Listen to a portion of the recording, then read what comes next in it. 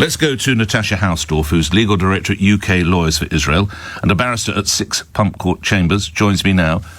Do you have a lot of credence for what Sir Mark is saying, or when you look at the Met's own laws, they seem that they've got what they need to nick some folk? Where are you on this? Good morning.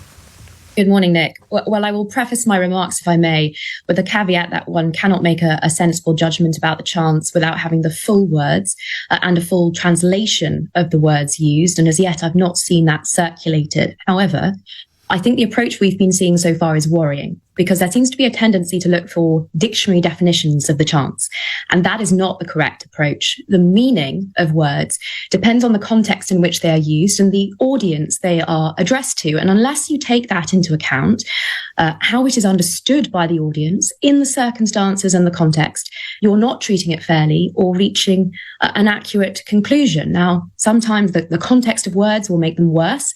Sometimes that may make it less likely that a criminal offence has taken place. But if you don't do that assessment, if you don't analyse what the words mean in the circumstances, you cannot properly assess whether criminal offences are likely to have been committed. And just by way of example, a chant we've historically heard in similar contexts is Khaybar, Khaybar al-Yahud. Now, that may not mean much to someone from the Shires, but to certain audiences, it is a reference to a massacre of Jews by the armies of the Prophet, which is referenced in the Quran.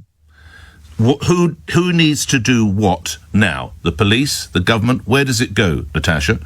Well, this goes to the question as to of whether or not the powers are sufficient, and I agree that there is a worrying disconnect between the police and what government is saying. It might assist actually if I highlight the way some courts have grappled with these questions. We've seen some judgments. I draw upon a judgment of the Rwanda Tribunal in The Hague following the genocide by the Tutsis, a judgment called Akayesu, where Akayesu himself described Tutsis as the sole enemy, and that was enough to be considered direct incitement to genocide.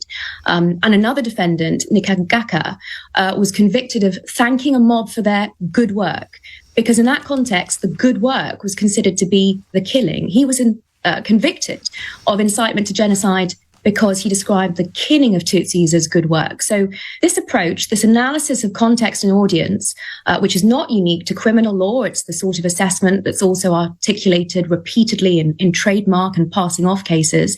This is what is missing from the Met's approach and analysis. And we see similar considerations applying to the genocidal chant of From the River to the Sea, threatening the destruction of the Jewish state in circumstances where large numbers of people will be slaughtered and tortured, as we saw on the 7th of October, atrocities I cannot go into on a breakfast show. I've enjoyed our time together, Natasha. Let's speak again soon. Thank you. Natasha Hausdorff, Legal Director, UK Lawyers for Israel and a barrister at 6 Pump Court Chambers.